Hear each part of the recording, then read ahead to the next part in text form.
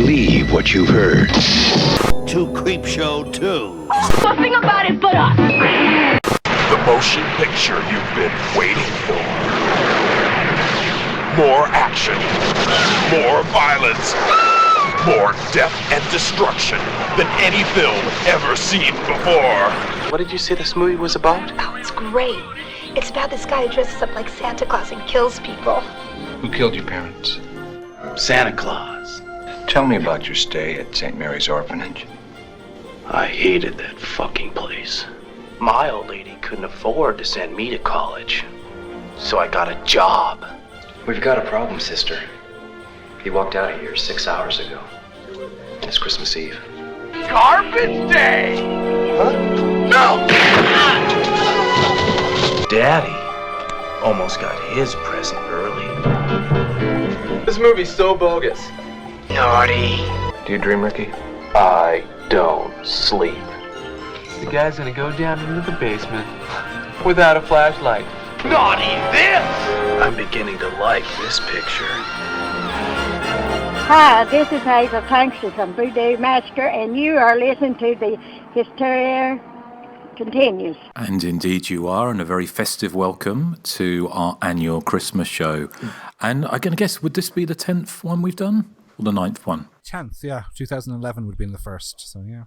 Okay, so... I wonder what was the first Christmas movie we covered. Surely it was Black Christmas, I'm assuming. You can path the kind of the trajectory of the podcast from Black Christmas 1974 to Silent Night, Deadly Night Part 2 1987, perhaps. But yes, a very festive welcome to the Hysteria Continues. I'm very glad to have you along for this festive sleigh ride into sequel territory. So, Erik, well, we all know the answer to this question, but this year, have you been naughty or nice? No. Nice. All the time. Yeah, are you sure about that? All the time. Santa knows when you've been lying, Erik. Santa's got it going on. I know I've discussed this before, but yeah, woof. Oh, so you're looking forward to Santa emptying his sack on your Christmas Day morning? Yeah, and sliding down my chimney. Yes, it's probably the same jokes that we did in 2011. I imagine so. But one thing we didn't do in 2011 though was this. Why? For love. Why? For love. There you go. There's something brand new for 2020, Justin. I know. It's kind of I don't know how we keep everything so fresh and original. I know. It's mind-boggling, isn't it? So, okay. Well, thank you, Erik. Let's see if you get to unwrap Santa's package. Joseph, have you been naughty or nice? Here comes Santa with a sack of shit. I think we played out with that song in one Christmas show in the last 10 years, I think. Mm-hmm. So, in talking of which, of course, we are coming up to the 10th anniversary of the show, and we hope to have something very special for you, a special choice to see in our 10 years of fresh content. So, Crazy Fat Ethel 2 again? No, I said fresh content. Crazy Fat Ethel 3. Yes. Well, they dig her up, did they? She'd move even more slowly when she's dead. Well, they remade the movie, so technically that would be part 3. That's true. I haven't seen the remake, though. Have you not? Did Blumhouse do that? No, it was an independent film. The only thing is for me, like I watch everything digitally now, and it's only available to order. I think like the DVD or something, and I just don't order DVDs anymore. Which studio put out Crazy Fat Ethel 1 and 2? Paramount, I think, was it? You said it was an independent. The third one's an independent movie. I just wondered. Well, it's not a third one; it's a remake. A remake. Okay. Well, but so did we answer the question, Joseph? Have you been naughty or nice? I don't know what day it is, Justin. Well, I think you were nice at the quiz. You know, the one I won. Yeah. Okay. No, he was naughty then for rigging the quiz. Then I was exceptionally nice, Justin. Exactly. And sending you all the answers in advance. Oh, I don't know where this kind of... I think you've been influenced by Erik, Nathan, because you used to be such a nice Erik boy. and I do have bonded over possibly a mission. We have, completely, yes. But see, Nathan used to be such a nice boy and such a fair and sort. You always used to be very kind of... what's the right word for it? Very... wholesome. He's like the Ricky of the podcast. I was thinking more the Jason Priestley. Well, I am still. I mean, I'm pretty friendly. Remember when I was congratulating you for getting knighted by the Queen, Justin? Was drinking an Athonian, yes. Okay, well, hopefully Santa will bring you some edibles this Christmas. Ooh. That's naughty. I want one if he does, Nathan. So, anyway, I've lost track now. Well, Nathan, have you been naughty or nice? I've been very nice. Have you? I'm glad to hear Yes. it. I even said nice things about all of you at one point during the year. So there you go. Was that off air? Yes. Right. Well, I'm trying to think. We've found ourselves 10 years later, haven't we, in Silent Night, Deadly Night Part 2 territory. I mean, there are the sequels, aren't there? 3, 4, 5, through to 400 or so. I don't think I've ever seen anything Part 2. That may give you some indication about my review for this one. But well, Part 3 is a slasher, but then 4 and 5 are not. You're right. Okay, yeah, because they don't have is it Mickey Rooney was famously in, was it The Toy Maker? And he went on record, didn't he, when Silent Night, Deadly Night, the first one came out, attacking it and saying how could Hollywood make such trash, even though it was Salt Lake City. But and then he went famously in the kind of very small circles we move in, that went on to be in one of the Silent Night, Deadly Night sequels. But in his defense, it may have been called something else when he was making it, and then they released it as a sequel, because that's what happened with Part 4. I don't think Mickey Rooney has room to talk, because he was going to play a little girl in a Jell-O pudding commercial before he doubled for Milhouse. Yes. Simpsons reference. Well, there you go. See, The Simpsons brings it back to everything, Nathan. They've referenced everything. They have. I mean, they predicted Trump's presidency. And I'm not getting political. I'm just saying they predicted it. They did. They absolutely did. And so, has anyone seen Part 3 before we move on? Yes, a long time ago. No. I'm like Justin. I haven't seen anything past Part 2. I saw 3, 4, and 5, but I don't remember anything about any of them. So yeah, but judging from this year, it took us a while to find a Christmas slasher that we hadn't covered, so that's why we're doing Part 2, and I imagine we'll probably end up doing Part 3 next December. Very possibly, yes. So there are a few. If you've got any suggestions of ones we haven't covered, I mean, off the top of my head, I can also think of the Silent Night, Deadly Night remake. Did we cover Silent? We did Home for the Holidays, didn't we? And Silent Night, Bloody Night. Yep. If it's not a Silent Night, Deadly Night sequel, we've done it. Yes. So if you're listening out there, make another Christmas-themed horror movie. Although we haven't actually, what we didn't do, which we could have done, I guess, is Black Christmas, the second remake, couldn't we? Which is not a slasher, though. Yeah, it's not really a slasher film. But we're not talking about that movie. We are talking about not the remake, but the sequel to 1984's very, very infamous Silent Night, Deadly Night, which came about 3 years later about the budget of a local car showroom commercial on cable TV, by the look of it. But before we get onto that, let's have a quick chat about what we've been watching recently. So, Erik, do you want to go first? No, I haven't seen anything since we last recorded, sorry, apart from stuff we've been working on for the podcast. Okay, right. No problem. What about you, Nathan? No. I haven't seen anything either. I've wanted to, but it's not been that long since we recorded last, so... Well, what about you, Joseph? Yeah, the only thing I've watched this week was VHS Massacre. It was the 2015 documentary that explores basically the rise and fall of physical media. Have any of you guys seen this? No, but when you said VHS Massacre, I was assuming it was one of Nathan's films. Well, it's got a little bit more of a budget behind it, but it's a pretty decent documentary that certainly doesn't wear out its welcome. It's just under 90 minutes long. What it does is explore the VHS era to the DVD advent from the perspectives of a group of podcasters.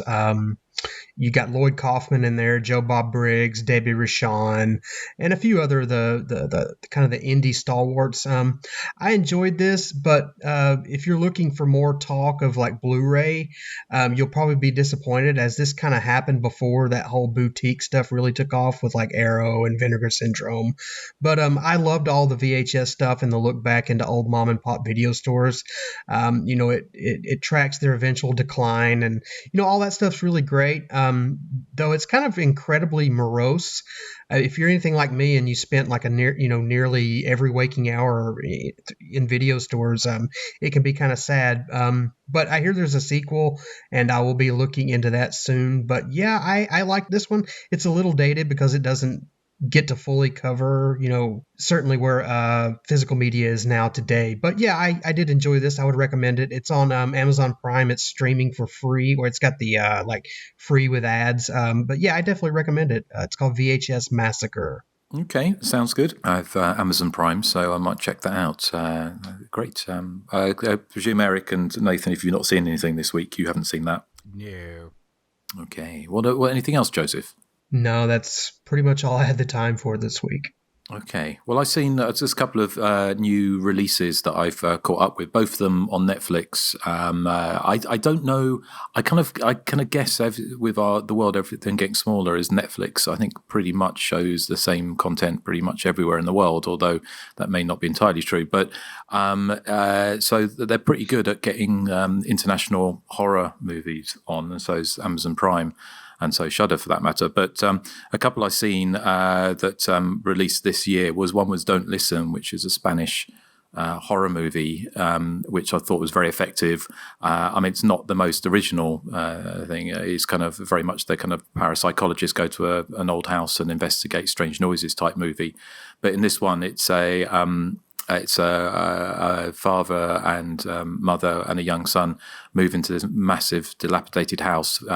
They've moved into the house to kind of flip it, basically. It's this massive kind of dilapidated mansion in the middle of nowhere in the countryside somewhere in northern Spain.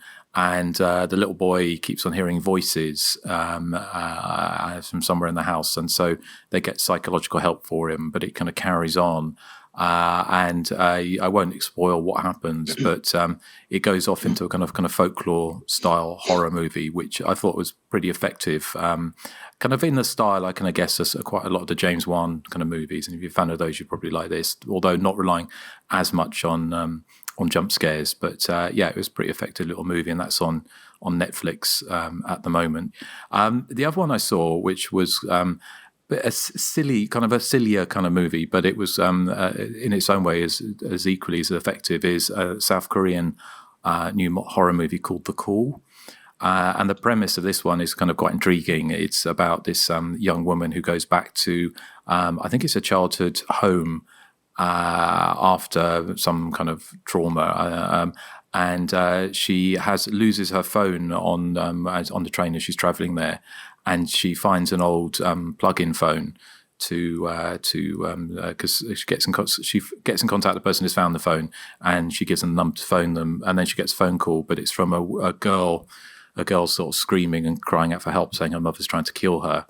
And as it turns out, very early on in the movie, it's not really a spoiler, is that she's actually there's kind of this kind of weird time travel thing that the phone calls are going across time, and the girl in danger is phoning this number from the same house in 1998. Ooh, it sounds like that Keanu Reeves and Sandra Bullock movie. It sounds like that.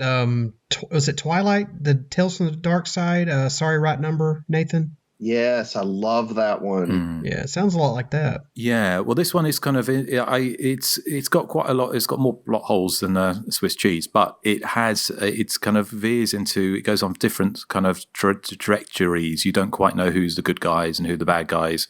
And what's actually going on, but it's quite intriguing with this kind of conversation between these two young women across the 20-odd or 30-odd years, 20-odd years, yeah, 20-odd years, and then trying to convince each other that actually they are speaking from the past and the future, and quite how their lives intertwine in some good ways and some very, very bad ways as it goes forward.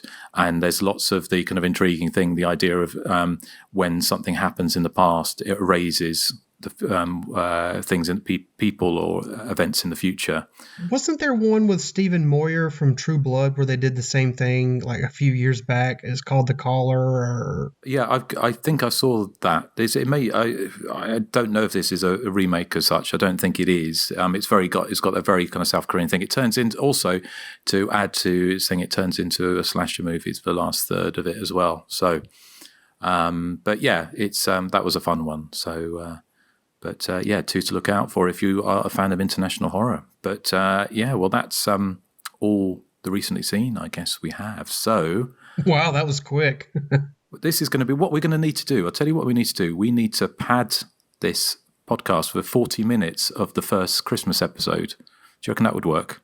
That might just work. Yeah, we can just replay our thoughts from the first film. Yeah, we could do that for 40 minutes and then go into the sequel.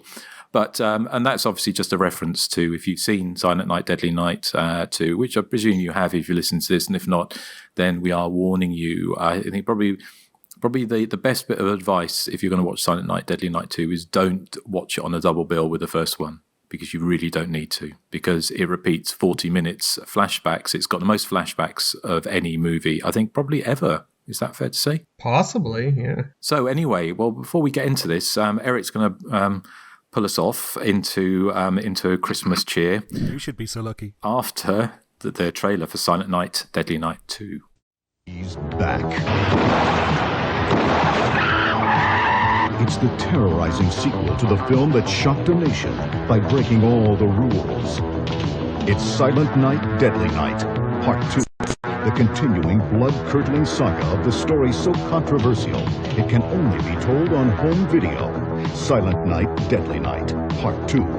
Santa's back, and he's mighty miffed at the naughty nun who drove his demented brother on a murderous rampage that made headlines across the country. Now, step by step, weapon by weapon, victim by victim, Santa's gonna finish what his brothers started. So you better watch out. You better not pout, because Santa Claus is coming to your town, and he knows who's been naughty and who's been nice. Hold on tight for the sequel that'll chill you through your very soul. Silent Night, Deadly Night, Part 2. And here is the blurb for that terrifying suspense shocker that we've all been waiting for. 4 years after the events of Silent Night, Deadly Night, Ricky Caldwell is being held in a mental hospital, having followed in his brother Billy's footsteps and committed a series of murders. Hell-bent on avenging his brother's death, Ricky sets out to continue the family tradition of Christmas carnage. I think Christmas Carnage is actually a good title for a slasher movie, Nathan. Maybe you could get Hazel out of retirement to do that one. Ooh, Christmas Carnage. Yes. Anyway, it's been a while since I've watched Silent Night, Deadly Night Part 2. I have this on a flipper disc DVD that Anchor Bay brought out about, I suppose it must be about 20 years ago. Part 1 is on one side and Part 2 is on the other. And when I first watched it, I did what Justin warned us not to do just a few moments ago, is that I watched it back, kind of more or less back to back with Part 1. And as he said, it's not an enjoyable experience when you're watching sort of 40 minutes of the film you've just watched again. So my memories of Part 2 were not terribly pleasant. I thought it was very much a throwaway film, and I had no desire ever to see it again. I think I've only watched it once in the years since. For me, because it feels like you're watching half a film, because as we were saying, the first 40 minutes is Ricky telling the events of Part 1 in flashback. And so the original material, although it's interspersed in that first 40 minutes, like, you don't really get going with the Part 2 until about 40 or 45 minutes into the film. So it follows the younger brother of Billy, who was the hero / villain of Part 1. Ricky is his name. He's now grown up and he's retelling his childhood trauma in a prison cell, I think it is, to a psychologist. And the second half then is all new footage of Ricky going on a killing spree, taking out his wrath on anyone he deems as naughty. Now, that second half of the film for me has its moments. I mean, it has some very inventive kill sequences. There's one chap, there's this mafia type guy who has an umbrella plunged through his stomach, and it comes out his back, and Ricky opens up the umbrella then, and you can see all the sort of, organs and blood and goo all over the spokes of the umbrella.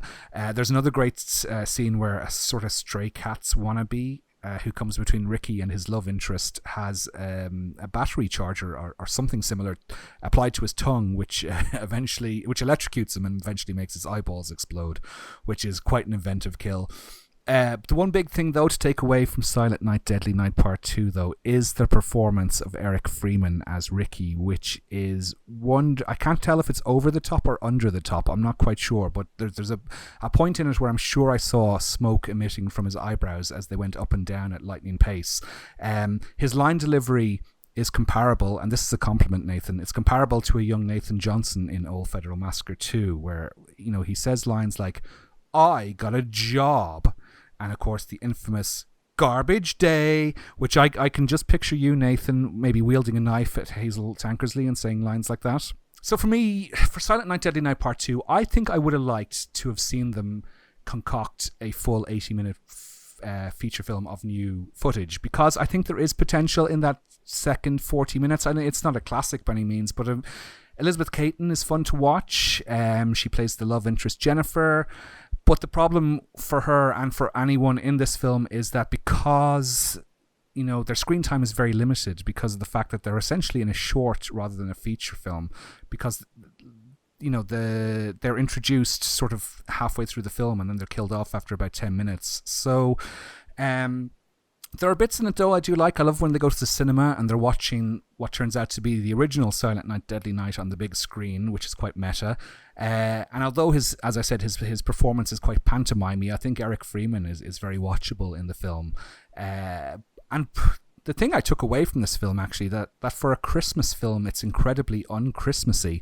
It's California sunshine all the way, and then in the newly shot scenes, it does, I suppose, have a Christmas vibe in the flashbacks to Part 1. But in the Part 2 sections, it's very sunny, and it doesn't seem to be set at Christmas at all until the very end, where there's a few Christmas decorations thrown in for, good measure as a token gesture, I suppose.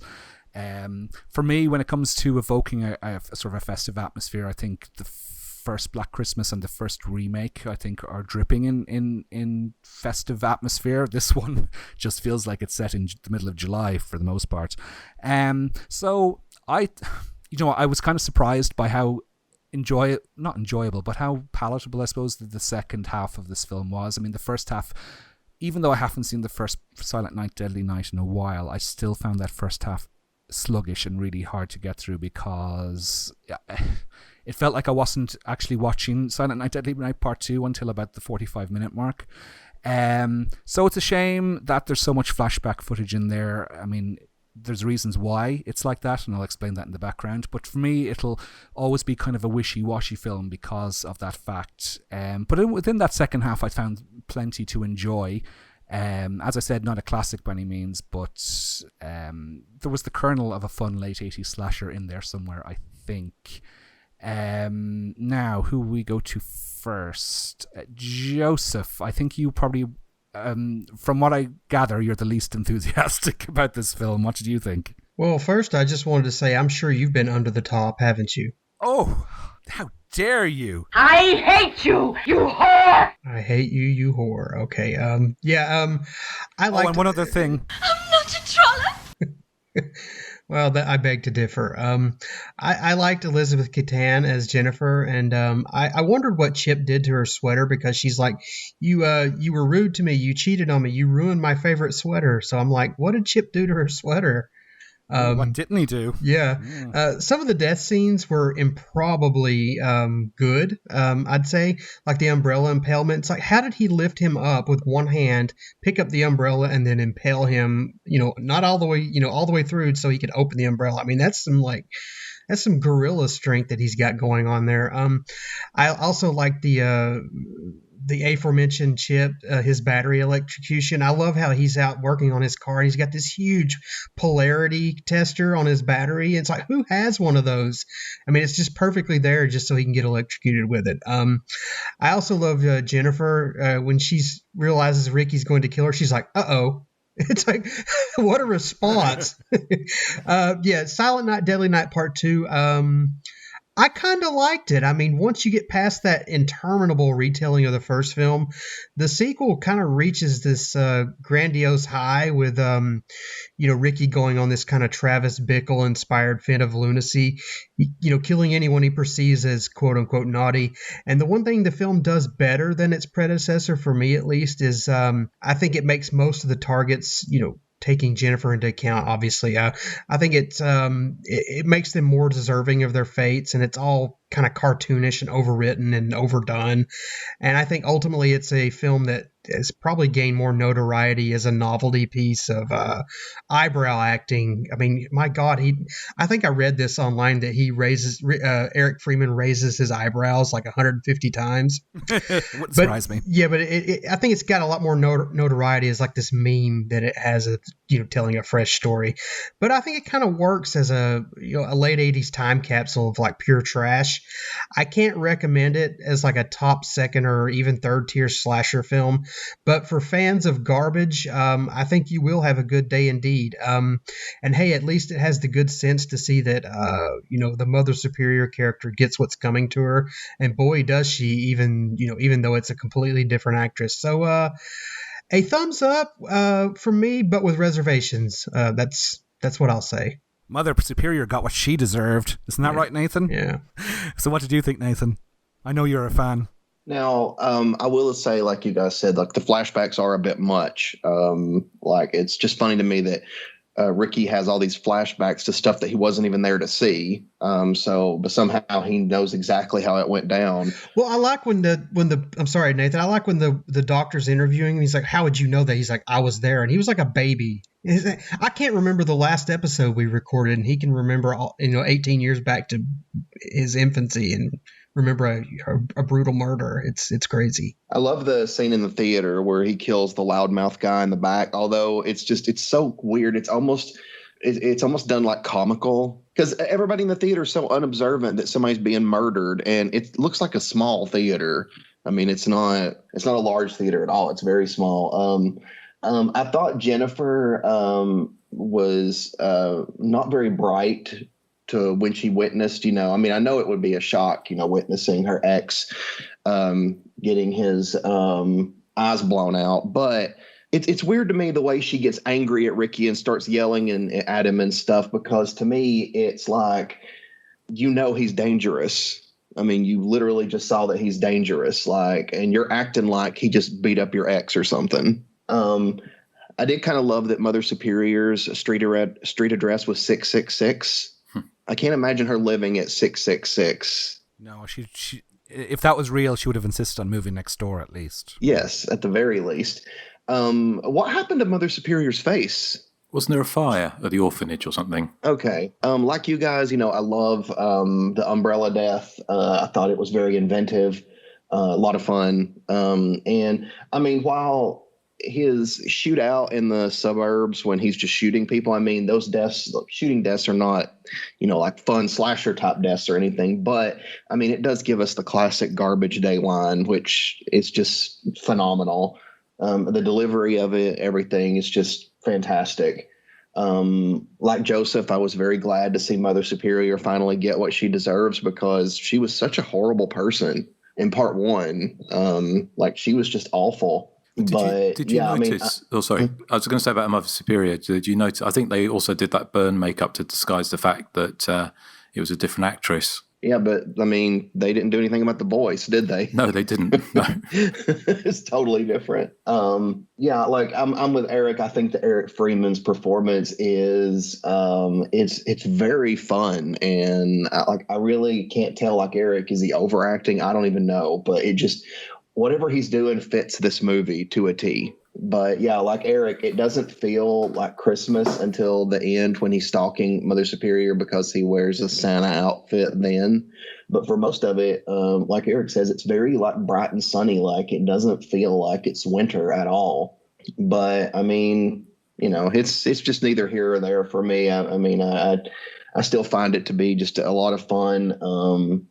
I do wonder what they could have done if they could have made like a feature-length movie, because obviously they had some fun death scenes in there. So I mean, if they had the money and could have made like a full feature-length Silent Night, Deadly Night 2, I think it could have been like a trash classic. So yeah, I mean, like I said, big fan. I love it. I think it's phenomenal, and it's just hilarious. I mean, what more can you say? It's so funny. A trash classic or a garbage classic? Ooh, a garbage day classic. You didn't find Ricky's giant blue sweater all Christmassy at all? I mean, It needed a picture of Santa on it. Yeah. And while I felt that in the original, they kind of made Billy feel more like, he was the villain, but he was sympathetic. Like you kind of understood like what led him to, the killings and stuff. But I love the fact that in the sequel, Ricky is not sympathetic at all. Like he's just like crazy and mean and weird, like throughout the whole thing. But no, big fan. Love the movie. Think it's so much fun. Very happy that we're covering it. Very good choice, Erik. Thank you. I wonder if Justin's a big fan of this movie. It seems to be his type of thing. Justin, what do you think? Why would you say it's my kind of thing? Because I'm being sarcastic. I imagine you're probably not a fan. I enjoy it for what it is, and I think it's again. I can remember. I'm pretty sure I used to have the American VHS of both 1 and 2, and I think I picked them up when I was on my famous New York shopping trip when I pulled back a holdall full of video cassettes through Gatwick or Heathrow, and was worried about being stopped. So I think I probably watched them back to back, as you said, Erik, and made that mistake. I haven't seen. I mean, actually, I'm planning to our Christmas double bill. Although we're watching My Bloody Valentine in 3D and then Silent Night, Deadly Night as a Christmas follow-up film on the projector next week. So I feel like I've already rewatched the movie now. When I saw the first 40 minutes of this, I think it hurts the movie because I think it feels actually quite rushed, the second half of the movie or the closing third, whichever bits aren't made up of the last all the flashbacks. And some of the reviews, I got some reviews from the time which I'll read bits out from, but one of the reviews I saw was, I think it was somebody writing into Fangoria at the time and warning people about this movie and saying they felt really ripped off by it, and said that they could understand 5 minutes of flashbacks, for 40 minutes of it was taking people for a ride. And I think if you'd plonk down your $4 or whatever it cost back in 1987 to go and see it as in the movies, you might feel a bit cheated. Having said that, it's so over the top and so silly, it feels like it veers into sort of trauma territory at times, but doesn't quite tip over into that. I think it's kind of, to my mind, I view it as a black comedy. I think it's written from my understanding with Eric Freeman that he wanted to play the role as a kind of cold, calculating killer and slightly more serious kind of essaying of a kind of killer. And they said, no, we want you to amp it up and be as over the top as possible. So it was very much with that in mind that I think they were kind of, I don't know whether or not the intention was, given the fact that although the first film certainly wasn't a serious horror movie, it was kind of, it's quite tongue-in-cheek in itself, it got such a fearsome reputation, and I'm sure we'll mention that when we get to the background. And if you haven't already listened back to our Christmas episode on the first film, but the controversy over that, whether or not they wanted to do a more of a parody of the kind of the Christmas slasher movie rather than a slightly more serious kind of take on it, because of the controversy, to maybe lessen the chances of it attracting as much controversy. I don't know. I don't know what the intention was, but it has some fun sequences in it. The sequence in it's so over the top and so low rent. I mean, I think the budget for this was something like $100,000, which is incredibly low for any kind of movie. I mean, it's even the Friday the 13th sequels, was sort of, or the first film was made for $400,000 or $500,000, I think. So $100,000 for a theatrically released movie is incredibly low. I think there was enough material there for them to stretch it out. I mean, that whole sequence, a 10-minute sequence of the Garbage Day massacre in the suburbia, it has this kind of slightly almost like fairy tale like quality to it, that it's almost like a pantomime and this kind of fairy tale and nothing. It's not really grounded in reality. So in that way, it has that kind of similar feel to sort of maybe a film like Christmas Evil, with the another Killer Santa Claus from 1980, which has a kind of almost a Christmas tale feel to it. And so it has that weird juxtaposition, as you mentioned, with that kind of bright, presumably, I don't know if this was filmed in Salt Lake City in Utah. I think it may well have been. No, it's California. Okay, I was going to say kind of had a California sunshine theme to it, which of course, if you can't, you couldn't make a Christmas movie in California, could you really? As far as kind of, you're not going to get snow.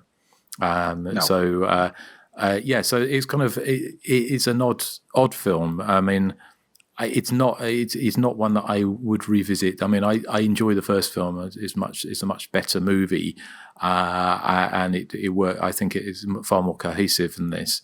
But this has its moments. But I think if you fast forward the first 40 minutes and then just treat it as like a half hour short, you might get more mileage out of it. But it's certainly not the worst movie we've covered. But that's not saying much. Yeah, were you thinking about Nathan at that when he said that? I'm thinking more of David C. Mollet. Oh, yeah. Justin, you were mentioning about the second half feeling rushed, and when I was watching it, it kind of reminded me of the structure of Rob Zombie's Halloween remake, the first one, which was half of a sort of a prequel, and then half of it was a remake of Halloween, and the second half to me felt incredibly rushed as well. So this suffers from the same type of thing. As I was saying, there's no chance to set up any characters apart from Ricky. People just walk in and walk out, which is par for the course, I suppose, with slashers. But if you think of Friday the 13th and all those, at least, you have a bit of hijinks maybe for the first half hour or so before the killings begin. But with this one, you don't get any of that, which is why it sort of lacks that certain je ne sais quoi. For me, it's a film that I would really like to just get a time machine and go back and watch them make this film, because I think I would probably get a lot more enjoyment out of what was going on in their heads when they made this film, because it's I think the experience behind it would probably be funnier or more entertaining than the actual movie. Agreed. I mean, we haven't mentioned one of the things we didn't mention, but talking about watching it being made is it has one of the most incredible car stunts of any movie, doesn't it? Yes. Like he has to just move his head ever so slightly at the last second to avoid being hit. Yeah, well, it was kind of if you've seen the movie, we're talking about with the kind of the massacre, suburban massacre, and he shoots this car that's driving towards him, and the car flips on its side, and it continues kind of on its side, and it just bypasses the actor, or in fact actually the stuntman, because I think Erik Freeman, I think he's we'll talk about him, I'm sure when we get to background, but on his website, he has his own website now, and he's a bit like the guy, and I can't remember his name, from the first film, who, like many of these actors, seem to discover Christianity or whatever, and then to sort of swear off horror movies, and then come back to them later in life and find a new appreciation for them. I don't know if that was the same with Erik Freeman, but I know he was MIA for many years before kind of embracing his cult status. And in fact, I think he's actually filming or is in pre-production for another seasonal horror movie at this moment, although it's not a sequel to this. But he said he watched the stunt happening, and he said it missed the stuntmen by mere inches or centimeters. But yeah, it's kind of one of those ones that could have easily, could have gone the Twilight Zone route, but luckily didn't. Yeah, it's a very obvious looking stuntman as well, because I think he has different colored hair to Erik Freeman, and I think his hair is a little bigger as well. Yeah, maybe that's a crash helmet under his wig. Yeah. So some background. Nathan has loads of background, don't you, Nathan? No. Okay, somebody I know 100% has tons of background is Joseph. I've come up empty this time. Sorry. Do you want to go, Justin, or? Yeah, well, I'll just do. I won't do some background as such. I'll leave that to you. But there's a couple of. I've got a couple of reviews from the when it came out from a couple of papers.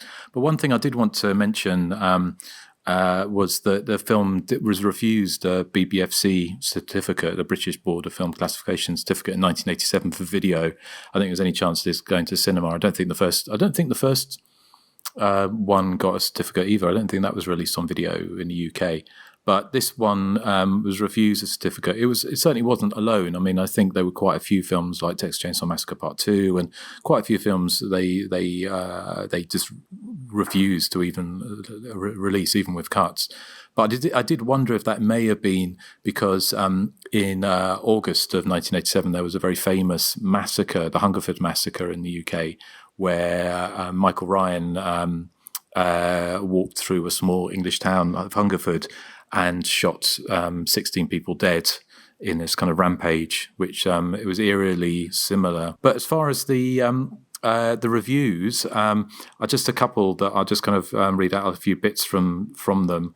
But Scott Kane in the Atlanta Constitution says, of all the unawaited, unwanted, and unnecessary sequels ever made, Silent Night, Deadly Night Part 2 is right down at the bottom of the barrel. Under ordinary circumstances, this would be the worst movie so far this year. As it is, this is only the worst movie since last week, Walk Like a Man, being an ordeal which all others must be judged. Does anyone know what Walk Like a Man is? Yeah, it's the Emmy Steele's in that, isn't she? Howie Mandel. Howie Mandel plays like a guy who gets raised by wolves or something, and then he gets brought into high society. I thought that movie was a lot of fun. Of course you did. Yeah, obviously Scott Kane didn't agree. But just a couple of bits from it. It says, dialogue between Ricky and the psychiatrist is hilariously wooden, generally falling into the vein of, oh, you want to hear about that, do you? Ricky pensionedly pretends he has nothing to say, but he never stops talking. The psychiatrist, who has no bedside manner at all, claims not to care whether Ricky spills the beans or not, and closes performance is appropriately stilted. Never has so few actors arched so many eyebrows. Erik Freeman, who plays Ricky, looks like he spent his entire life in a gym. He's more muscles than Steve Reeves and Arnold Schwarzenegger put together, and has even less acting ability than Jill St. John. He's not blessed either with Miss John's breezy acceptance of her incompetence. And this one from the Boston Globe. This is Tom Long.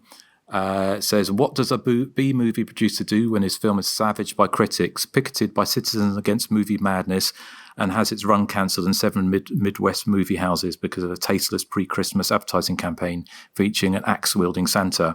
He makes arrangements for a sequel. 2 years after Silent Night, Deadly Night opened to a chorus of Bronx cheers, moviegoers are subjected to Silent Night, Deadly Night Part 2. Says the first half of this grotesque cheapie is devoted to a rescreening of the good parts, inverted commas, from the original: decapitations, rapes, impalements, or all manner of mayhem committed by a sadistic Santa.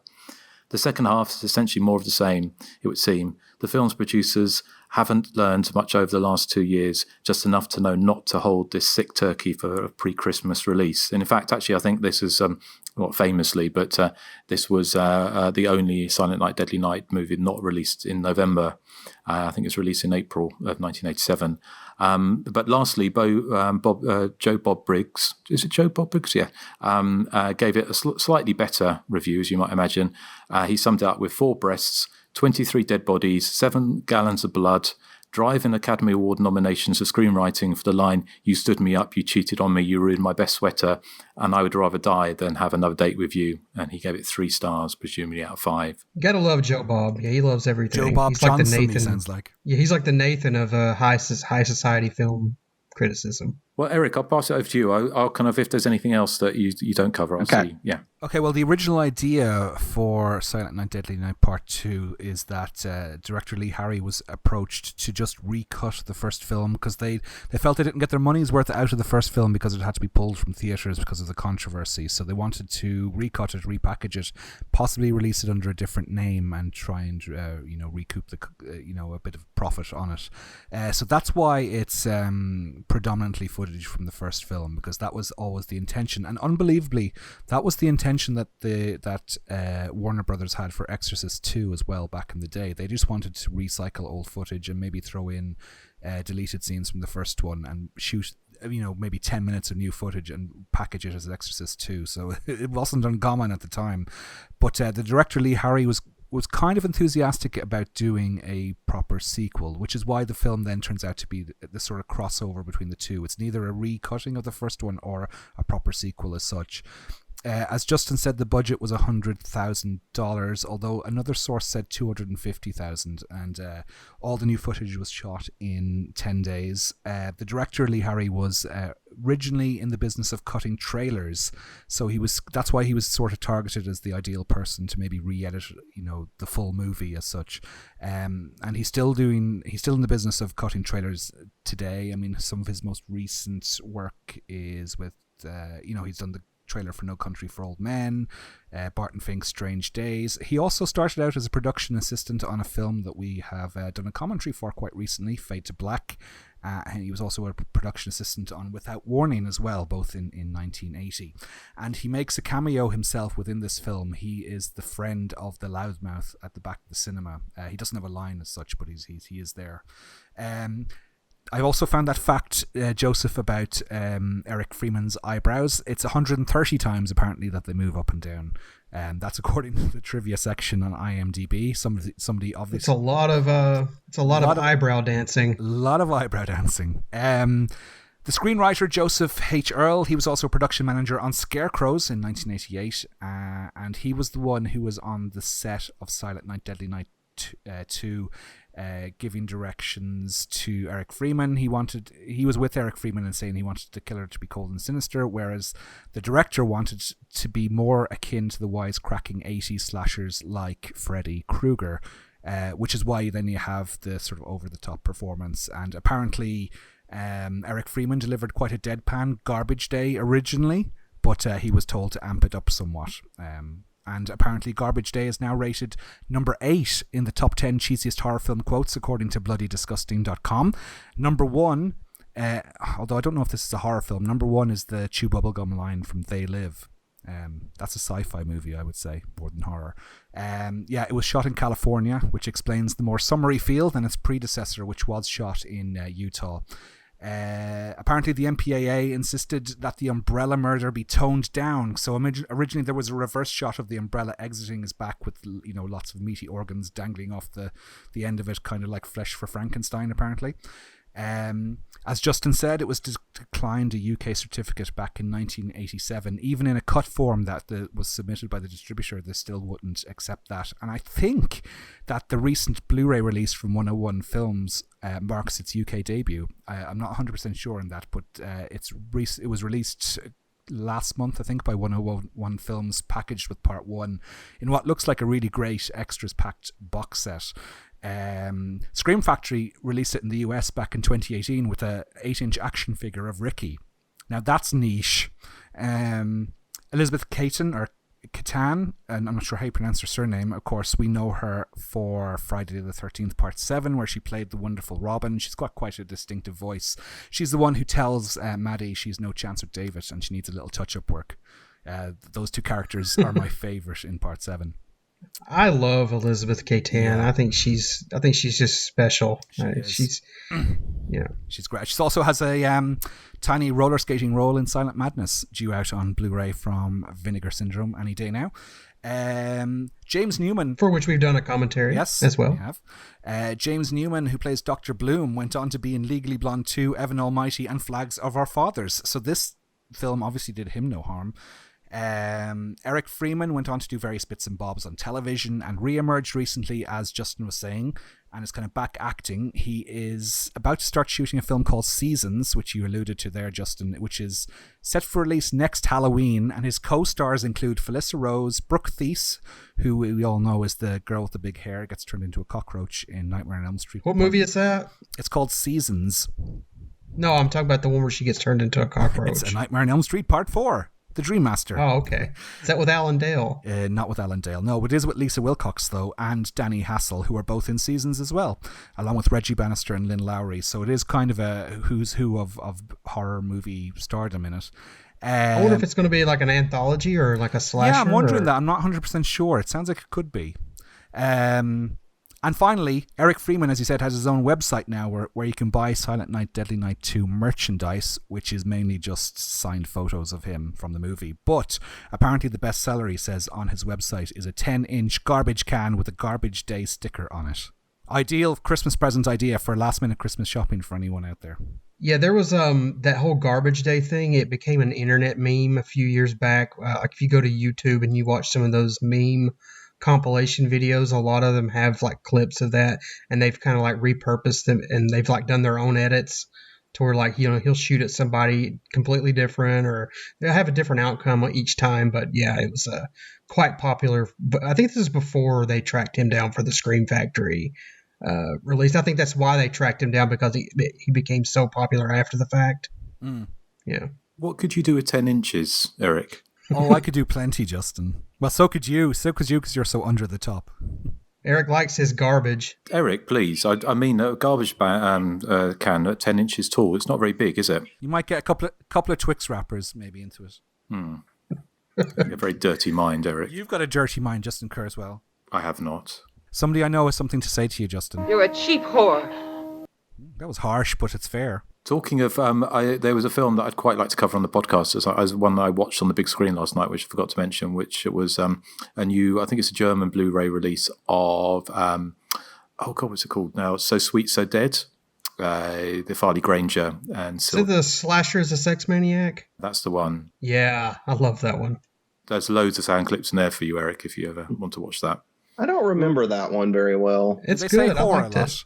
Yes. They say all kinds of words in that one. They've got the great line where they have a police lineup and they get all the people in with these because somebody's going around killing the wives of prominent men in the community, and they're all unfaithful. So there's someone's going around in a giallo garb killing them, and they have a lineup, and there's a very camp character because like the 70s giallo used to quite often have like comedy gay characters in it, and he gives a great line. He says, "I may be homosexual, but I'm not homicidal." Which I thought was a great line. That's a line you can use. Well, maybe you can't. Maybe you are homicidal. You saying he's homicidal? Wow. Yep. That's like libel, Erik. Justin, you could sue. Well, he hates new romantics. Spirit of Christmas, Erik. Can you blame him? So anyway, that might be quite a fun one to cover on the podcast at some point, especially if you've not, if Nathan hasn't seen it. So anyway, sorry, I digress. Back to Silent Night, Deadly Night Part 2. Is that all the backgrounds, Erik? That's all the background I have. Do you have any more? No, I think you've covered pretty much everything. The only other thing I saw, which is a very small tidbit, was I saw an old issue of Fangoria. Don Shanks, who did a lot of the stunts in the first film, said that he was surprised to find that he was credited for the second and the third movie.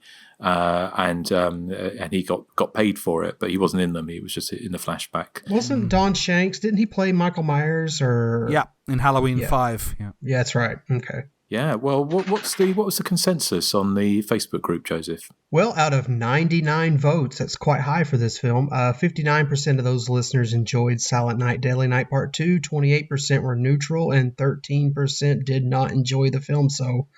That's some surprising numbers for this film. Our listener of the week is J.J. Ellis, and he writes, shouldn't there be a fourth voting option? Naughty. The umbrella scene is nice, though. Thank you, J.J. You can find us on Facebook, Instagram, Twitter, YouTube, and almost anywhere you catch your pods. And please consider supporting the show for as little as $1 per month over on Patreon. Our email address is thehysteria_continues. That's one word, @gmail.com. Excellent. Okay. Well, let's see if we've kind of our prayers have been answered and we get the present we really want or not. It's my joke of the week. It's so freaking fantastic. Okay, so I've got one of two to read out to you. I don't know which one to do. I'll go for this one. Because we on the top 3 1973 recently, Westworld came up, so this is a Westworld themed joke. What festive treat did the main villain in Westworld leave behind in the toilet? A Yule log. Now wait a minute. Why didn't you use that one instead of the one you used? I know it's. Because that one was that was pretty good actually. I like that one. Did you like that one, Justin? I think Eric's ruined Christmas for 10 years running. Well, I've got a special Christmas song. It's actually from Harold from Friday the 13th Part. What's the other joke? The other joke. What legal reason was given for putting Ricky in the mental asylum? The insanity clause. Insanity clause. I like that one. That's good. We watched Miracle on 34th Street, the original one with Natalie Wood, and it makes me feel all tingly inside. I'm thinking I almost laughed. It's like Christmas. Come on, Justin. That insanity clause was good. Yeah, Justin. Well, Erik saves Christmas. I did. Okay. Well, we've also got. Have we? After our call out for feedback, nobody responded apart from one person. But Erik, you have. They sent us a very long one. Yes, the Hobgoblin sent us a very long email, which would probably it was kind of novel-like. It was very interesting and very well written. But I'll just paraphrase what he had to say because he wrote to us the last time. Telling us that he'd managed to get his hands on a copy of our commentary track for Savage Water. He got the DVD, and we were just wondering how he did, because it was pulled from release on the eve. It was, basically on the day of its release, I think, wasn't it, for legal reasons? But a few copies kind of slipped through. But he was saying that he was introduced to this guy who we'll call Jim, that's his code name, by a friend of his who lived in a house whose interiors were a bit Texas Chainsaw Massacre-ish. So anyway, this guy, Jim, had a copy of Savage Water on DVD, and he loaned it to the Hobgoblin, but stated that it was one of his favourite films and he would want it back. Now that should ring some alarm bells with you if somebody says Savage Water is one of their favourite films. So the Hobgoblin took the DVD home, and the next day Jim was arrested for armed robbery, violation of parole, assaulting an officer, and they also suspected he was involved in the disappearance of an associate of his. So Jim never came back to look for his Savage Water DVD because he's probably behind bars as we speak. So it looks like the Hobgoblin is now the proud owner of that Savage Water / Invitation to Death, or Death by Invitation, was it? DVD. Yeah, I was going to say, if Savage Water is your favorite film, you probably belong behind bars. This is it completely. Although the Hobgoblin did say he was a fan of Hysteria Continues. Oh boy. Well, who wants to be his prison pen pal, Erik? That's a job for Nathan, I think. Yeah. Is it? Yeah. Why? Why? For love. Well, we are just about to record our Algonquin for Christmas, so we're going to be talking all things Christmas. Speaking of Christmas, I have to play you the festive little tune that Harold from Friday the 13th Part 3 sent me.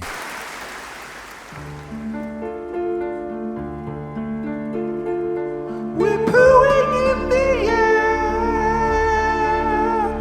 We're plopping in the moonlit sky. The people down below are in for a surprise. Ooh, where's that coming from? I like how you had time to do that, but you didn't have time for any recently seen. Harold did that for me. Oh, okay. How did you get Ali Jones to record that, Erik? That's Harold from Friday the 13th Part 3. Was that you with your... did you sort of put a strap around your nads? No, I'm naturally gifted with the voice of an angel. He's singing soprano in the Vienna Boys Choir. Castrato. I don't know how we can top that. What a way to, usher in Christmas. Yes. Christmas song. It could be Christmas #1, couldn't it? It could. I'm hopeful. With all proceeds going to my Getting Out of Dublin Forever fund. Okay. Right. Well, thank you. I can guess there's nothing else to say as we're off to go and drink mulled wine and eat mince pies. So, okay, well, what are we covering next time? Joseph, it's you. Yeah, it's my turn.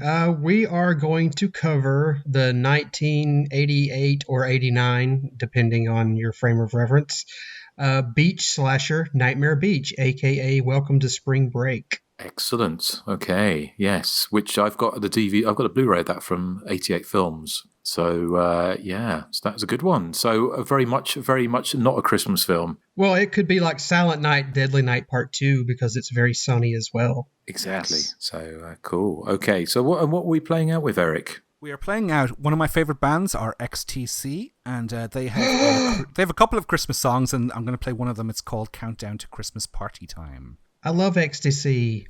Yes. Yeah, I know you like Ecstasy. I do. The musical group. The musical pop combo. Oh, run away.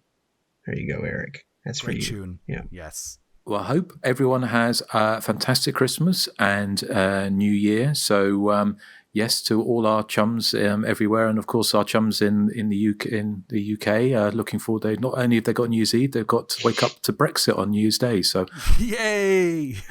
But anyway, seriously, I hope everyone has a fantastic Christmas, and here's to a better year for everyone in 2021. And we've got plenty coming up, as we mentioned before. We've got probably close commentaries to coming out of our arse. Yeah, close to 10. We've got 8 lined up. And if you've listened to any of the commentaries, you'll know that Erik's judgment is very apt.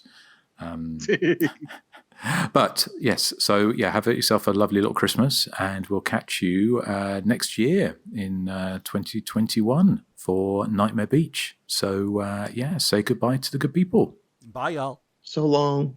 Bye. Grab her go beneath the mistletoe. You kiss her lips and make her glow.